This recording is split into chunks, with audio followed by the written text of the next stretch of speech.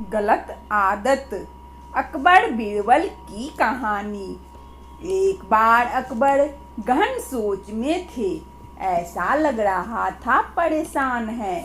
तब एक दरबारी ने उनसे उनकी परेशानी का कारण पूछा। तब अकबर ने बताया, उनके बेटे सलीम को अंगूठा चूसने की एक गंभीर गलत आदत पड़ गई है। जैसे जैसे वे बड़े होते जा रहे हैं, इस गलत आदत की वजह से हम सभी परेशान हैं। लेकिन शहजादे जिद्दी हैं और किसी की नहीं सुनते। तब उस दरबारी ने अकबर को एक संत के विषय में बताया।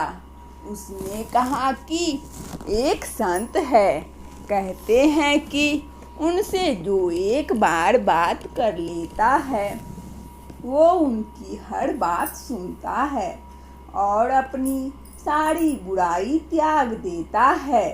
उसकी बातें सुनकर अकबर को अपनी परेशानी का हल उस संत में दिखाई दिया और अकबर ने उस संत को दरबार में लाने का आदेश दे दिया।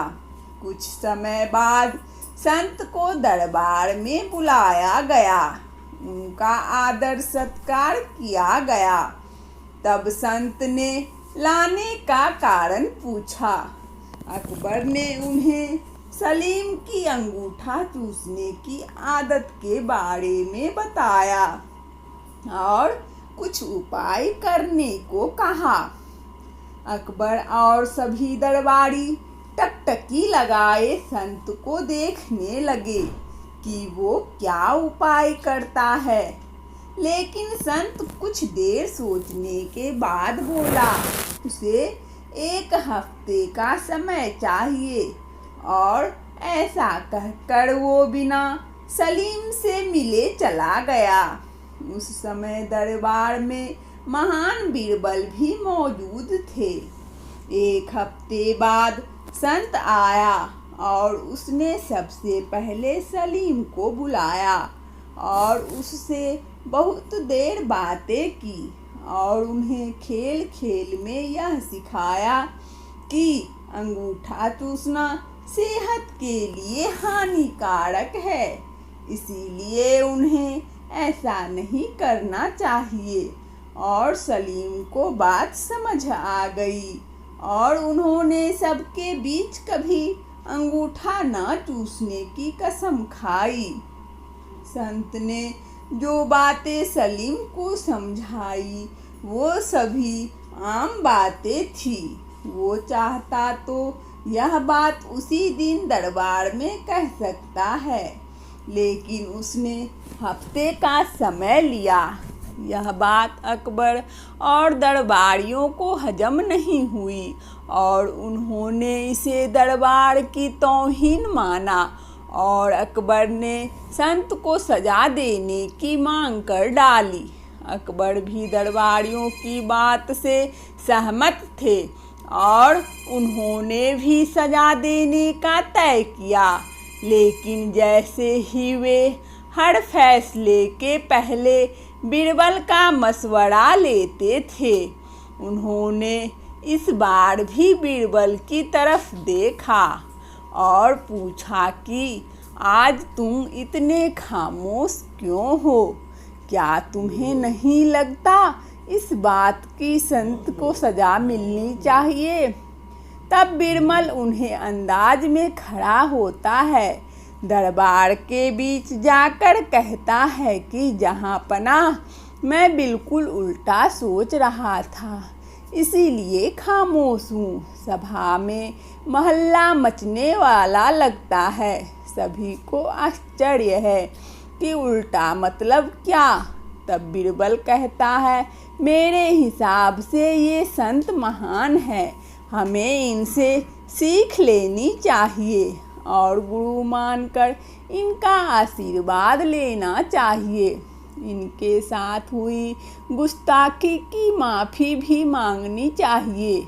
यह सुनकर सभी को गुस्सा आ जाता है और दरबार में कोहराम मच जाता है। तब अकबर गुस्से में बीरबल से कहता है कि गुस्ताख बीरबल, तुम हम सभी की तौहीन कर रहे हो कि हम इस संत से माफ़ी मांगे। तब बीरबल कहता है, जहाँ पनाह गुस्ताख की नाफरमानी को माफ़ करे, लेकिन मेरे मुताबिक यही न्याय संगत है। अकबर कहता है, बीरबल अपनी बात को साबित करो। तब बीरबल बताता है, जिस दिन संत पहली बार दरबार आए थे और आप उनसे शहजादे की बात कर रहे थे, तब इनके हाथों में चूने की एक डिबिया थी, जिससे निरंतर चूना निकाल कर वे खा रहे थे। लेकिन आज उनके हाथ में कोई डिबिया नहीं है, क्योंकि जब आप उनसे शहजादे की गलत आदत की बात बता रहे थे, तभी उन्हें अपनी गलती का एहसास हुआ और उन्होंने 1 हफ्ते का समय खुद को सुधारने के लिए मांगा और अपने आप को सुधार कर उन्होंने आज सलीम को ज्ञान दिया। ऐसे लोग बहुत कम होते हैं जो पहले खुद की कमी को देखे और उसे सुधारे। इसीलिए मेरे हिसाब से ये एक महान संत हैं। सभी को बात समझ आती है और सभी संत से माफ़ी मांग उनसे आशीर्वाद लेते हैं। इस कहानी से हमें यह सीख मिलती है कि किसी को भी ज्ञान देने अथवा सीख देने से पहले अपने अंतःकरण में अवश्य झांकें कि क्या आप खुद उस ज्ञान के दायरे में जीवन जीते हैं। क्या आप वे सभी गुण हैं जिसका ज्ञान आप दूसरों को दे रहे हैं। अगर नहीं है तो पहले खुद को सुधारे, फिर दूसरों को ज्ञान दे। और अगर आप खुद सुधर नहीं सकते तो दूसरों को ज्ञान देने का आपका कोई हक नहीं बनता। दूसरी सीख यह मिलती है कि दरबार में बिना विचार किए सभी संत को दोषी कहने लगते हैं। हमेशा जो दिखाई देता है सत्य नहीं होता। हर करनी के पीछे कोई न कोई कारण होता है। इसीलिए एकदम से नकारात्मक भाव नहीं लाना चाहिए। हमेशा परिस्थिति का अवलोकन करना चाहिए, क्योंकि जो दिखाई देता है वास्तव में सत्य वो हो ये जरूरी नहीं है।